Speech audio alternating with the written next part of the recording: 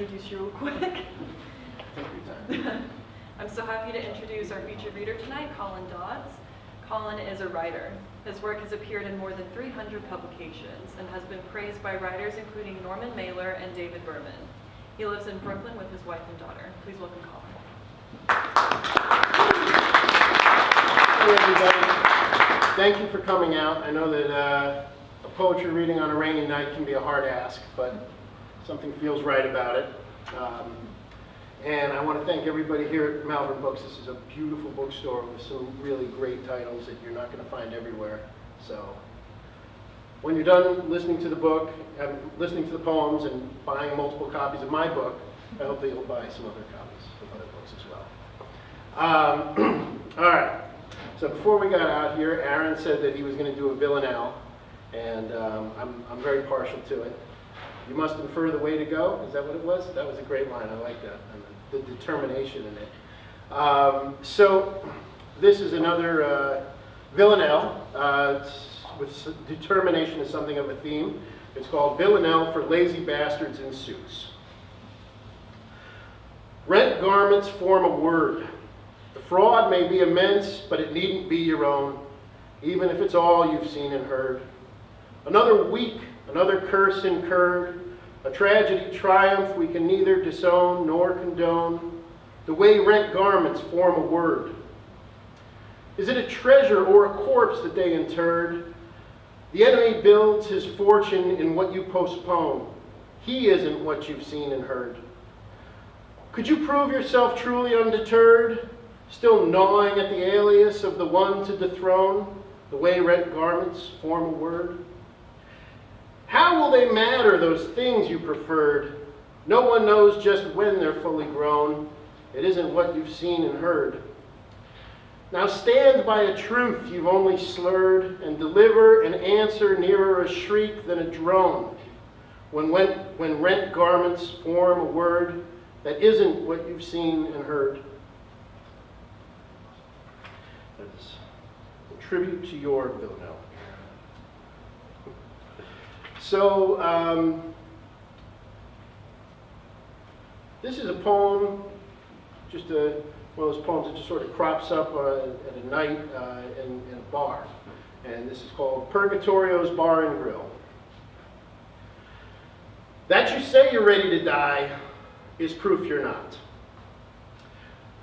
So make your other demand. Tell me more, O cavalcade of ghosts, of your future in this land. Your dollars blur, and the banner on the eagle's beak reads, too smart for your own good, in Latin. A slim woman who smokes as a bird might smoke, squints up from the surprisingly deep trench of our shared humanity.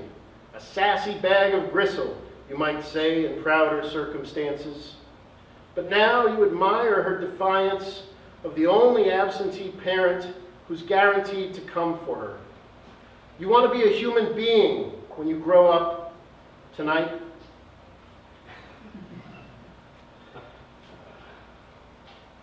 Oh boy, okay. Aaron, we were talking about it before, and Aaron said that there was a lot of shaking of the poet's fist at the world, I think was how you described it.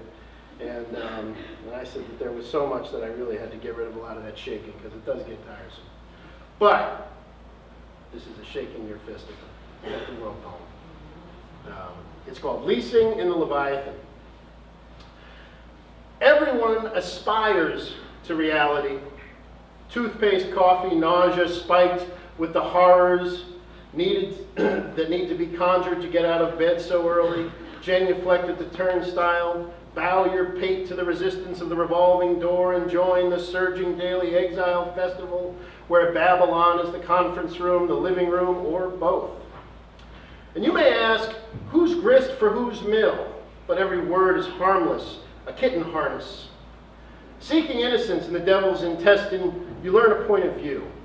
It slithers in with the climate control, subtle but where it grips, around genitals, sewers, tattoos, laws, things irrevocable, backed by the unthinkable. The faith you lose is only in yourself. Germs travel farther than voices, but gems travel farther still. Diamond-studded apex predators sell clowns by the pound. Declare your Bible a handful of kibble. Say the die is cast, but not to worry. They'll always need dancers to sell shackles. The world they invoke isn't a tradition. Isn't a place, but a tradition. Work hard and do your level best. Maybe you too can be a fragment of something that once made sense. Revolving doors spin into varieties of non-existence. First is the non-existence of having been utterly expected and accounted for so well ahead of time. The Leviathan leaves the rest to conspiracy theories, folk tales, Tylenol of the masses, recycled from the honesty matrices of men who refer to themselves as corporations. Old moral codes hover like ozone over the matte-finished desk pills and sofa pills of the Fortune 500's prison armies whose highest wisdom is laziness, who agree to die, agree that no, they were never fully born, silent with solvency, content to hang back and have someone else climb up on the altar, whispering only the word taxpayer with conviction. Through us, the world takes on a shape that misshapes everyone in it. That shape, predator-shepherded, dolorous mother of the smothering dollar, reveals to would-be escapees a hint of a model no photograph can contain. But the model and the model maker operate on principles so different that to say they each operate on principles is the polite lie of a tired mind.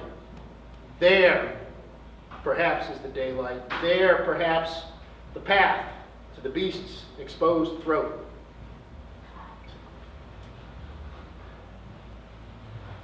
There we go. This is a poem about poems and about writing poems. It's called The Fugitive. To write a poem just to forestall the pain in feet or back or kill the time is fine. The fugitive will take an opportunity where an invitation would be suspicious. What persists is a glad amazement.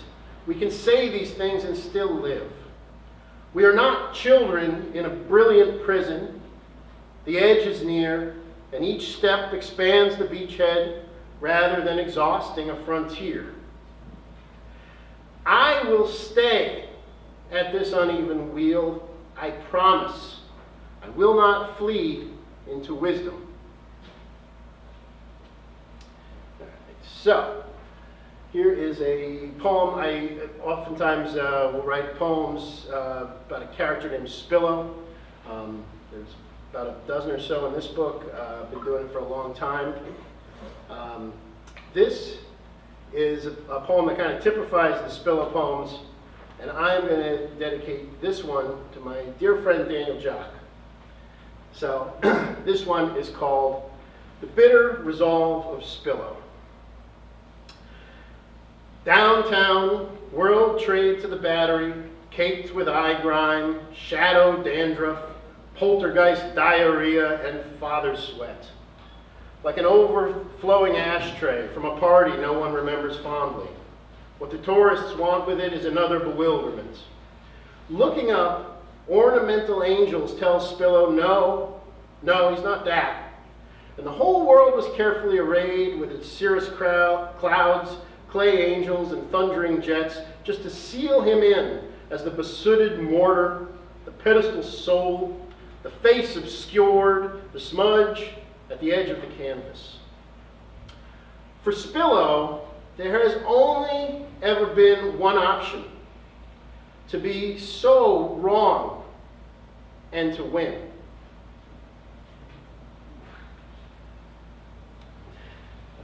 We're only going to do one Spillo one tonight.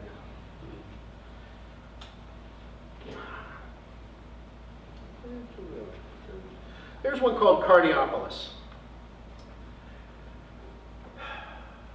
Floating through the world, dispensing permission unwittingly, cranes raise houses, office boxes, bivouacs for a war not yet agreed upon. Buildings like the stock exchange blossom in the snow. Midtown at midday poses for its ruin. City from any distance at all, its surges, precipices, idiosyncratic ridges, repetitions and anomalies, like an EKG in 3 dimensions. like the shape of a life. The more you look at it, the harder it gets to even ask which parts matter.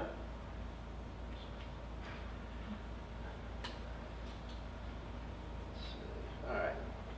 I don't know, this one, I was in an airport today, and this is a poem. It's about airports. It's also, and you don't need to know this, but it's also about a Neoplatonic conception of a certain section of the Odyssey. So, and you know, you can look up Porphyry. He's a cool guy, and it's a really cool book. Anyway, but you don't need to know any of that, I don't think. If you're confused, we can talk later. So this one is called RedEye to Ilium International. There's a peculiar poignancy to a business trip. Wrestling luggage into a bathroom stall, ill-fitting comforts, perfunctory human kindness, fugitive eroticism in the security line, lethe of calendars, squares, and leather seats, hundreds of heroes, centuries of backstory, colliding politely in a food court. Flights direct and connecting from the echo districts to Ilium, to the flesh, where only those who truly belong are truly doomed. The big board, arrivals and destinations, catalog of ships and genealogy of demigods, like how as a child you learned where you live. State, country, capitals, and borders. The Iliad lists the heroes and their deaths, says not him either, as the story, unwittingly betrayed, departs from each. You see your father naked and are cursed afresh. You may move on, alive and intact, but you retire like Poseidon on a cruise liner. And the story folds down its blood-lidded petals until only Odysseus remains open-eyed to depart the terrible and nearly satisfactory islands, folding down petals as he goes. He's a destination too. The airport after hours is quiet. You can hear mollusks and slime excrete legibility into a reef of space-time. The ceiling-mounted TV breaks its cursed covenant of spastic narrative and angry faces to reveal a jagged smear of multicolored beauty, glibly disregarding state lines. The TV mentions a billion perfect little snowflakes driven into the sea like it's no big deal. Now you tell me just what we're talking about here. So, let me see. All right, I'm going to do one about taking it easy, just because that was a lot of metaphysics there. So here's one just about taking it easy. And for some people, it's not, you don't take it easy that often, and it doesn't come to you. So when it does, it's kind of special. And so this one's called Shock of Relaxation. And you're living every minute like you're avenging your own death. But one day, the wind rubs you down, polishes you up. The hand pulled back to hit returns with a caress. And like that, you're perfect for a second. Naturally, you fuck that up too, but you get that second and maybe another one. The wind has a talent for making it all seem quite far, like an industrial park from a passing car. The corrugated walls and ample slather of macadam are, for these fecund seconds, neither your ward nor your word. Scrutiny won't do. All there is to let it slide across your eyes and follow it when it disappears. So, where am I going? I'm going to do two more. I'm going to do. Some of you may have this where you wake up one day and you just sort of you say, despite everything, I have become my mother or my father, and you just have those moments, and they're very complicated.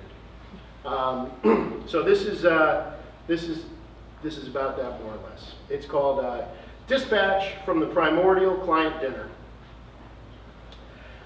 Within the promise of money, just beyond one more hump of sports talk and small bonhomie, and under the unanswerable, what else are you going to do, comes dessert, the Amex corporate card, Centurion to sweep us to bed, another client dinner like dear old Dad in the years when he could charm, reconnoiter, raconteur, and haul home a $250. It must have seemed a dimly explained miracle, and he, the stolid Irish executioner of it, the smartest man ever born on signing day, what a disappointment his home could be. His wife's sad again, his son's sad now too, decrying childhood as a long prelude to a vapid scam perpetrated by death's own quislings. So he watched the Red Sox and Patriots, trials and elections, great doings of diminished days, and there were no vacations in the eyes of time, only frozen food and warm chaos, in which anybody could find the deep, true seam built in by the one who designed the whole show to fail and exploit it to the end of days. That is how you come up feeling like no rule exactly applies to you, like you're the supernatural predator of the beast that's lazily digesting the whole world. You crest the hill, and it's really just fucking laughable. This garbage swirl of zombie language that thinks it can defend what it cannot mean. Its blind eye, the gleam off of an aluminum can. Its maw, a pile of wet socks. The sodden cloth of its throat retreats from your spear. Its trash body skitters from your heel. How to murder such a thing, made of gum wrapper words, whose blood never nourished it or anything. You never lose exactly. It just wears you out.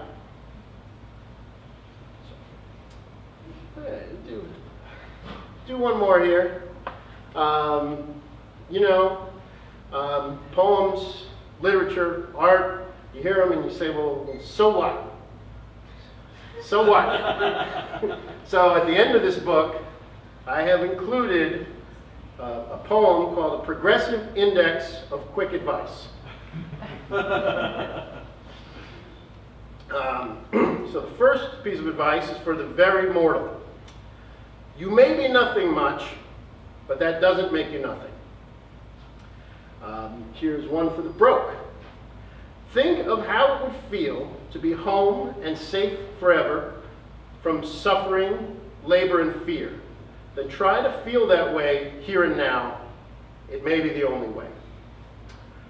The next one is advice for the greedy. The shift from asking, what's in it for me, to asking, what's in it, may liberate. Advice for the employed.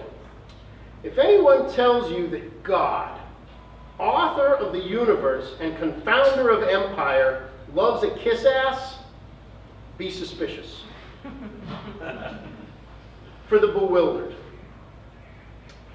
It's not that there are no answers, but there's a right and wrong season to hunt every beast. And the last piece of advice is for overcoming time.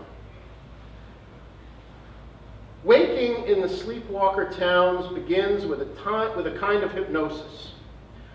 Just as four walls, ceiling, and floor can close off all of space, you can close off all of time. First, recognize the familiarity of the present scenario, then stare into the innate inevitability of it, and unimagine the future and past. They recede easily. The malleability of mind isn't to make fools of us. It's so that we might handle time and desire like any other material, to overcome the world and begin the work of building heaven. Thank you all very much. I really appreciate it.